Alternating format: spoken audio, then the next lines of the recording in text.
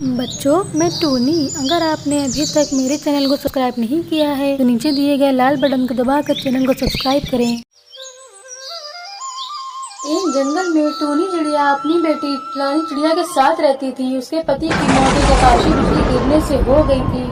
तब से उसके दिन बड़े गरीबी से गुजर रहे थे। वो दूसरों के खेतों में मजदूरी करके गुजारा कर रही थी और उसने अपने मजदूरी के काम से कुछ पैसे इकट्ठा कर लिए थे। एक दिन, बेटी रानी, मैं सोच रही हूँ क्यों ना अपना कोई काम चालू कर दूँ जिससे मुझको दूसरों के खेतों में काम ना करना पड़े। अब मुझसे काम नहीं किया जाता। हाँ माँ, अगर तुम ऐसा करोगी तो मैं भी तुम्हारा कुछ हाथ बंटवा लिया करूँगी। पर बेटी, क्या काम चालू करूँ, कुछ उपाय नहीं सूझ रहा है। माँ, अभी आप आराम करो, मैं सोच कर बताती हूँ। ठीक है बेटी, कोई ऐसा काम सोचना जिससे अपना घर का खर्चा चल सके और बिक्री भी अच्छी हो। फिर शाम को टोनी अपनी बेटी रानी से बोलती है, रानी, मेरा दिल कुछ खाने को कर रहा है। सोच रही हूँ थोड़ी सी भेलपूरी बना लूँ, तुम भी खा लेना और मैं भी। ठीक है माँ, बना लो। फिर टोनी भेलपूरी बनाती है। माँ, कितनी अच्छी भेलपूरी महक रही है, खाने में तो और टेस्ट आएगा। हाँ बेटी, मैं भेलपूरी बनाने में माहिर हूँ। मेरे हाथ की भेलपूरी जो खा ले उंगलियां चाटता रह जाएगा। माँ, अब बर्दाश्त नहीं हो रहा है, जल्दी से मुझे भेलपूरी दीजिए। फिर टोनी चिड़िया भेलपूरी निकाल कर रानी को देती है। कैसी बनी है रानी बिटिया भेलपूरी? अरे माँ, इतनी स्वादिष्ट भेलपूरी मैंने तो कभी नहीं खाया था। मेरे माइंड में एक बात आ रही है माँ, क्यों ना हम भेलपूरी की दुकान खोल लें? कैसा आइडिया है माँ? ये तो बहुत अच्छी बात कही तुमने बिटिया रानी भेलपूरी की। मैं कल ही सारा सामान ला कर रख लूंगी। टोनी दूसरे दिन सुबह सामान लेकर आती है। माँ, आप भेलपूरी बना लो, फिर हम बेचने चलेंगे। हाँ बेटी, जरूर चलेंगे और हमारी भेलपूरी खूब बिकेगी। मुझे भगवान पर पूरा भरोसा है। इतने में कम्मू कौवा आ जाता है। अरे टोनी, आज तो तुम्हारे घर से बहुत अच्छी महक आ रही है, क्या बना रही हो? हाँ कम्मू भैया, अब क्या बताऊँ, जब से रानी के पिता का स्वर्गवास हुआ है सारी जिम्मेदारी मेरे ऊपर आ गई है। तो सोचा कि कोई एक बिजनेस स्टार्ट कर लूँ। अच्छा, कौन सा बिजनेस टोनी? मैं सोच रही हूँ कम्मू भैया कि भेलपूरी का बिजनेस किया जाए, शायद भगवान हम पर दया कर दे। हाँ ठीक है टोनी, ये तो बहुत अच्छी बात कही तुमने, भगवान तुम्हारा भला करे। ये कहकर कम्मू कौवा चला जाता है। टोनी और रानी भेलपूरी को लेकर बाजार में बेचने लगती हैं। भेलपूरी ले लो, भेलपूरी। सारे लोग आने लगते हैं दुकान पर, सब भेलपूरी खाने लगते हैं। एक छोटी सी बउआ चिड़िया कहती है, टोनी आंटी, आपकी भेलपूरी तो लाजवाब है और बहुत ही स्वादिष्ट है।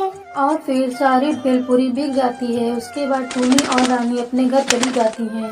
दूसरे दिन सुबह होती है। फिर टोनी चिड़िया भेलपूरी लेकर बाजार की ओर जाती है तो रास्ते में एक शीनू चिड़िया उसको मिलती है। वो कार से उतरकर टोनी चिड़िया से कहती है, कहाँ जा रही हो टोनी बड़ी सुबह सुबह, और ये तुमने क्या लिया हुआ है? अरे शीनू बहन, मैं भेलपूरी बेचने जा रही हूँ। आप तो अमीर हो, आपको पैसा ढूंढते आ जाता है, लेकिन मुझे एक वक्त की रोटी खाने के लिए मेहनत करनी होती है।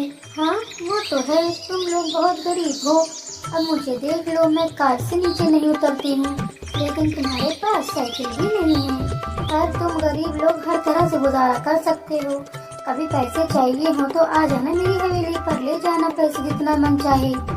शुक्रिया शीनू बहन, मुझे आपके पैसे की जरूरत नहीं है। और हाँ, एक दिन आपके पैसों का घमंड जरूर टूटेगा। अरे चल चल, 2 टके की औरत, तू क्या मेरी बराबरी करेगी? 7 जन्म में भी मुझे छू नहीं सकती। शीनू बहन, भगवान से बड़े बोल मत बोलो, वरना क्या पता तुम कौड़ियों की मोहताज हो जाओ। मैं गरीबों के मुंह नहीं लगती।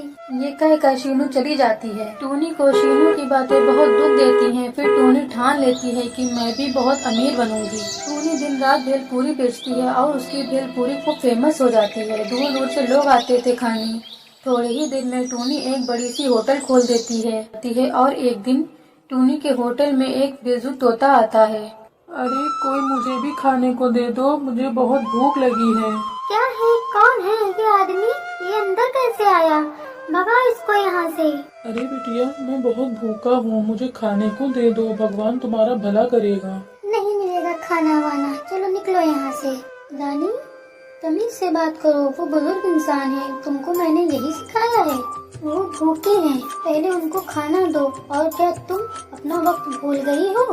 रानी बिटिया, हमारे पास भी खाना खाने के लिए पैसे नहीं होते थे।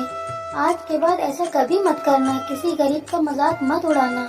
मुझे माफ कर दो माँ, मुझे माफ कर दो अंकल, गलती हो गई। इतने में बाहर एक गरीब चिड़िया दिखाई देती है जो खाने की ओर निहारती है।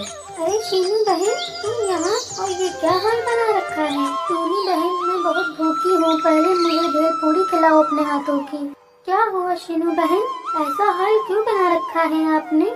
पहले तो मुझे माफ कर दो टूनी बहन, मैंने पैसे के नशे में तुम्हारी बहुत बेइज्जती की थी। आज तुम्हारा ही दिया हुआ खा रही हूँ। ये भगवान की मार है, तुमने सही कहा था टूनी बहन। मेरा सब बर्बाद हो गया, घर बिजनेस बिक गया, मेरे साथ छल कपट कर मुझे बेघर कर दिया गया। शीनू बहन, इसलिए मैं कहती थी कि किसी की गरीबी का मजाक मत उड़ाओ, भगवान सब देखता है।